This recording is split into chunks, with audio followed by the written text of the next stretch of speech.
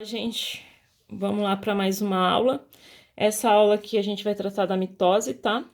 A mitose é o crescimento celular, muito importante, porque a partir dele nós temos os processos, por exemplo, de cicatrização e crescimento também, né?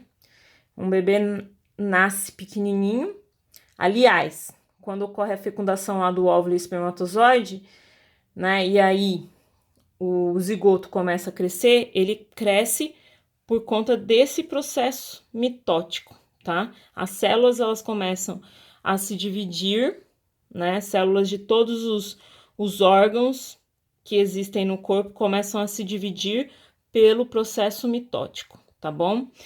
E a mitose nada mais é do que uma célula origina duas com o mesmo número de cromossomos. Então, no caso dos seres humanos, uma célula com 46 cromossomos vai dar origem a duas também de 46 cromossomos, o que a gente chama de células somáticas, tá? Bom, a função da mitose é regeneração dos tecidos, como eu já havia falado, os tecidos multicelulares e a reprodução assexuada. Ela também vai ocorrer, por exemplo, com as bactérias, tá? Na reprodução assexuada. Lembra que a gente falou sobre a divisão binária? Então, nada mais é do que uma mitose que acontece, tá? Bom, e para o crescimento celular, regeneração dos tecidos e crescimento também, tá? No caso de seres multicelulares. Bom, ela possui algumas fases, tá? Então, quando ela tá na intérfase, ela é um período de repouso da célula. Isso acontece, assim, muito poucas vezes, porque as células, dependendo do órgão, né, do tipo de tecido que elas pertencem, elas têm um período de repouso muito pequeno, tá? E esse período, ele ainda é dividido em 3 partes, tá? Essa intérfase, né, o conceito é fase em que a célula não está se dividindo, então ela está em repouso. Isso é muito raro em uma célula, tá? Fica assim, alguns segundos, menos do que segundos, em repouso e depois começam a se dividir por essas fases aqui que a gente vai ver, tá? Então, ela tem a fase G1 da intérfase, que não há atividade, a fase S, que começa a duplicação do DNA, então esse DNA ele começa a se espiralar dentro do núcleo, e a G2, que é a fase que antecede a divisão, tá? Aí, quando essa divisão ela vai se iniciar, a célula passa por 4 fases, tá? A prófase, ela tem 46 cromossomos duplos, tá? O centríolo, lembra? Ele se torna o que a gente chama de célula do fuso, tá? E aí, o que que acontece? A gente já falou nas aulas passadas, eles são 4 microtúbulos que se dividem em 2 e cada um vai para um lado da célula. Aí o que que acontece? Na prófase, o nucleolo vai desaparecer, tá? Do núcleo, isso acontece no núcleo, tá, gente? E os cromossomos, eles vão se espiralar, tá? Ou seja, eles vão ficar com nesse formato aqui e duplicados, certo? Aí o que que acontece? Na metáfase, a segunda fase, os cromossomos duplicados e são condensados. Daí, eles começam a ser puxados por essas células do fuso. Ainda são 46 cromossomos duplos, tá? Quando chega na anáfase, ocorre a separação das cromátides. Então, cada cromátide dessa daqui vai para um lado. Tanto o cromossomo que vem lá do papai, como o cromossomo que vem da mamãe. Então, cada cromátide vai para um lado, para uma célula do fuso, que a célula vai chamar. Então, no caso da gente, vão 46 cromossomos para um lado, 23 do pai e 23 da mãe, e 46 cromossomos do outro, 23 do pai, 23 da mãe. 46 cromossomos simples. E aí começa o processo de fabricação de uma membrana aqui. Quando chega na telófase, que é a última fase, os cromossomos se descondensam, ocorre a divisão do citoplasma, que é a citocinese. Então, aqui, ó, o citoplasma vai se dividir, cada parte da célula vai ficar com todos os componentes, as organelas que tinham na primeira, tá? Então, as duas vão ter as mesmas coisas dentro. Pode ver que os centríolos, que são as células do fuso, eles vão se desfazendo aqui, ó. E aí vai acontecer a formação da membrana aqui, para separar as duas células, certo? Mas as duas células são idênticas e ainda com 46 cromossomos simples, no caso dos seres humanos, certo? Esses 46 cromossomos simples, eles vão se duplicar, se for necessário criar mais outras células, tá? E vai começar todo o processo de novo, prófase, metáfase, anáfase e telófase. Tudo bem, gente? Bom, daí, o que vai acontecer? Eu posso ter um grande problema quando eu não tenho uma ordenação, né? Um controle sobre a mitose.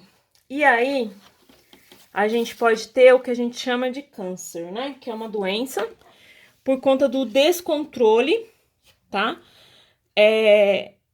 Celular, descontrole no crescimento celular, tudo bem? Isso acontece por conta de mitoses sucessivas. Então, acontece a mitose sem que o corpo consiga parar, o núcleo celular não consegue parar essa divisão. Então, ela fica sem controle. Daí, isso causa as mutações no interior. Aliás, causa não, né? Uma das causas são mutações no interior da célula. Então, por conta de alguns fatores de risco, podem acontecer as mutações, tá?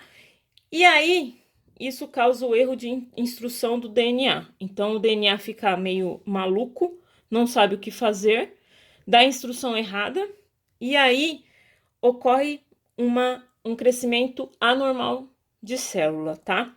Essa célula doente, ela vai contaminar as outras que são sãs, tá? E aí, dependendo do tipo de câncer, pode acontecer o que a gente chama de metástase, tá? Por quê? Porque essa célula cancerígena, essa célula doente, ela pode cair na corrente sanguínea e aí contaminando outros tecidos, outros órgãos. Daí a gente tem a metástase, que seria a contaminação geral. Por quê? Porque essa célula cancerígena, ela não trabalha da forma que ela deveria, né? Então, ela não faz, por exemplo, o pulmão trabalhar de forma correta. Se ela cair no pulmão, né, ela vai fazer com que as células pulmonares, muito pelo contrário, deixem de fazer o seu trabalho, certo? Bom, essas mutações aqui, elas podem ser congênitas, ou seja, nascem, né, com a pessoa. E aí, então, essa pessoa que nasce com essa mutação, ela tem maior vulnerabilidade. Não que essa pessoa vá ter o câncer, mas ela vai ser mais vulnerável, tá? Então, por exemplo, pessoas cujo a mãe, a avó, bisavó tiveram câncer de mama, elas têm mais vulnerabilidade, não que elas vão nascer com câncer, vão ter o câncer quando chegam lá na idade, né, que é 40 anos, depois dos 40 anos. Bom, pode ser por mutação genética, né, então, causado por alguns fatores externos, então, poluição, que tá aqui também, os fatores ambientais, né, essas mutações podem ocorrer após o nascimento, e aí elas vão poder gerar na pessoa um tipo de câncer, tá? Um mau hábito alimentar, como tá aqui, um histórico familiar, que aí cai na vulnerabilidade, as condições de saúde, os fatores ambientais, tudo isso são fatores de risco para pessoas que podem ter a mutação genética, tá? Bom, os tratamentos para o câncer, os cânceres, né, diversos tipos, é óbvio que isso vai depender do tipo de câncer, né, somente o médico oncologista, especialista naquele câncer é que vai poder dizer qual é o melhor, né, mas os tratamentos aí generalizados, né, de forma geral, é a cirurgia, que é a remoção do tumor, propriamente dito, a radioterapia, que é a radiação ionizante no local do tumor, né? Então, eles colocam radiação para que aquele tumor diminua de tamanho até, quem sabe, ele sumir, tá? No caso aqui, são para tumores, é mais indicado para tumores benignos. Os malignos já, infelizmente, como eles o tumor benigno e maligno, deixa eu explicar aqui qual a diferença, né? O benigno, ele tem uma membrana que envolve as células cancerígenas, certo? Aí, quando é retirado esse tumor por meio de cirurgia ou radiação, vamos dizer assim que a pessoa, ela não fica com vestígios, por quê? Porque todas as células cancerígenas estão envoltas nessa membrana, nenhuma fugiu. O tumor maligno, ele não tem esse envoltório, essa membrana que envolve. Portanto, a célula cancerígena, em determinado momento, ela cai na corrente sanguínea e vai para outros órgãos. E daí vai infectando órgão por órgão. Quando é esse tipo, tem algumas pessoas que fazem a cirurgia, só que para retirada do tumor, né? Quando o tumor é maligno, se esse tumor já estava muito grandinho, corre o risco dessa célula cancerígena ter ido para outros órgãos e contaminado. Daí, geralmente, a pessoa passa por uma cirurgia, aí depois é detectado outro tumor em outro órgão e assim sucessivamente passa por várias cirurgias para retirada desses tumores, né? Quando isso acontece. Daí a radioterapia, ela já não é indicada, e sim a quimioterapia, que é a introdução de remédios muito fortes no corpo para que esse tumor ele seja destruído, seja controlado, inibido ou o seu crescimento seja inibido, tá? Então, impede ele de crescer, tenta controlar ele e aí destrói. Isso tudo por medicamento, tá? Medicamentos muito fortes, que dão muitas reações adversas, as pessoas geralmente, né, cai os pelos do corpo, as pessoas sentem muitas náuseas, muitos vômitos por conta de ser medicamento extremamente forte. Bom, a hormonioterapia é quando são introduzidos hormônios no corpo para impedir,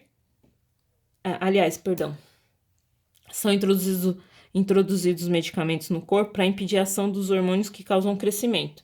Então, eu impeço o hormônio lá que causa o crescimento do câncer, né? E aí, esse remédio, ele vai cortar esse hormônio, né? Então, o câncer, o tumor não vai crescer e aí ele pode ser, de repente, removido por cirurgia, tá? A imunoterapia vai ser para, vamos dizer assim, usar o sistema imunológico, é como se eu deixasse o meu sistema imunológico mais forte para que esse sistema imunológico consiga atacar o tumor, tá?